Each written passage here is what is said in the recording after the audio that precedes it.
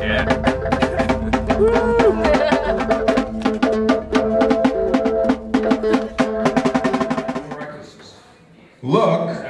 I'll just tell you just briefly what Look is about, and I'd love for you guys all to watch the videos, the DVDs that I've brought for everybody, and if you feel so inclined to write a good review and post it on Amazon or on Netflix, please do. I'd sure appreciate it. On IMDb, that would be awesome. Just tell them what are the screeners that we're giving out? The screeners that you're getting are some of the leftover Academy screeners we had, because Look, actually, interestingly enough, was eligible for Oscars.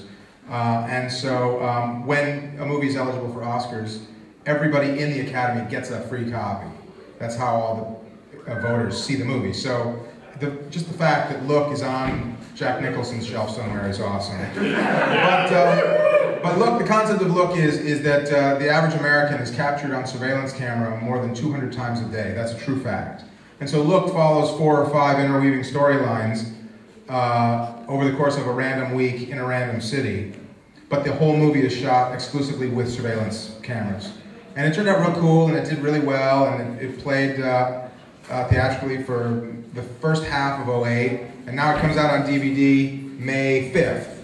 And we're also now prepping a television show version of it for Showtime, which starts airing in the fall. So,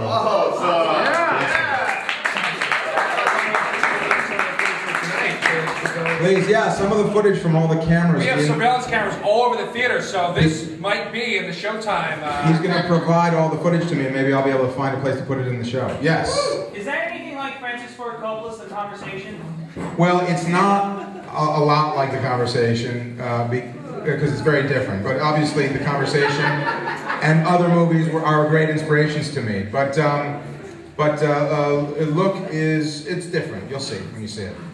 Got a question right here? Yes. May I have your autograph? Yes. I stole these from the back. That's fantastic.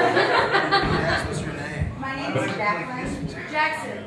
Jackson with a Q. Jackson? With a Q. How do I spell that? J-A-C-Q. Well, Adam's going to be around all night, so we can't have everyone autograph things right now.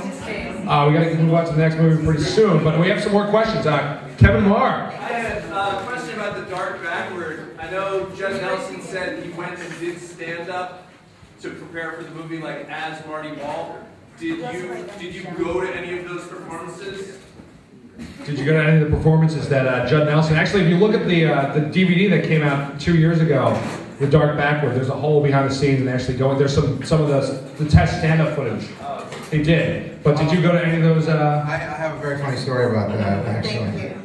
So when we made The Dark Backward was the first screenplay I ever wrote. I had no idea how Hollywood worked at all. I had moved to LA from Chicago. I just wanted to make movies more than anything.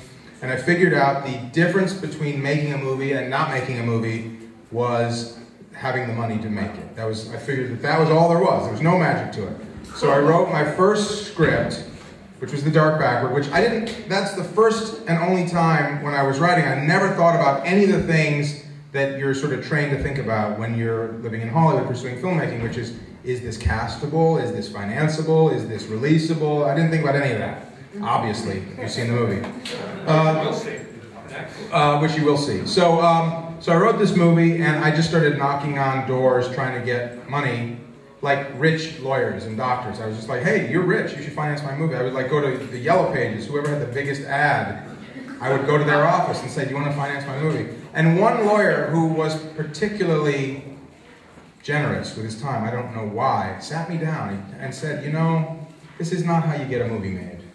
You need to approach production companies and find people whose job it is to finance movies. And so I was pursuing it that way, and there was a whole bunch of different independent film companies in those days than there are now. And I met a young producer named Brad Wyman who produced it a couple years later. But we tried a million different ways to get the movie financed, and all of them failed.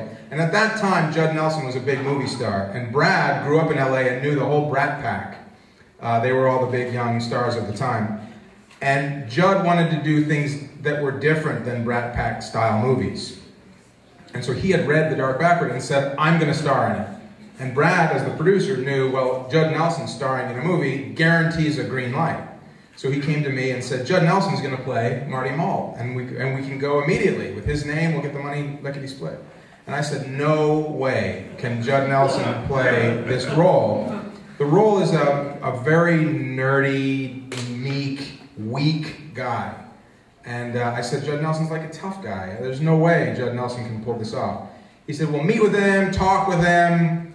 You'll see. He'll convince you that he can do it. And I said to his face, I don't think you can play this role. He said, let me show you how pathetic I can be. He said, I'll go in disguise and do stand-up comedy as the character around town at open mic nights, and you'll see how just horrible I am and how pathetic I am. So the first place we went, he had this horrible like Ted Koppel wig on and like this really bad brown leisure suit and these thick glasses, and he was introduced as Marty Malt, and the microphone was like on a mic stand over here like this, and he didn't even take it off the mic stand. He just like walked over to the microphone and just like did the whole show like this. Like he was so nervous to even touch the microphone. And people didn't laugh, people didn't boo, people didn't fidget, people were like mesmerized. They were captivated because they couldn't believe that anybody could be this pathetic. And it was really at that moment that I knew he had to play the role. And he convinced me, and he did a great job. We subsequently went to several other comedy clubs just because it was then fun for us to do. A couple other places recognized him, so then he started doing it in clown face, and that was pretty weird. But anyway, yeah, that's a true story. And what? We have a very special guest. Yes, to bring up here. We have a very, very special guest. You may recognize him. Hold on, not yet. Yeah.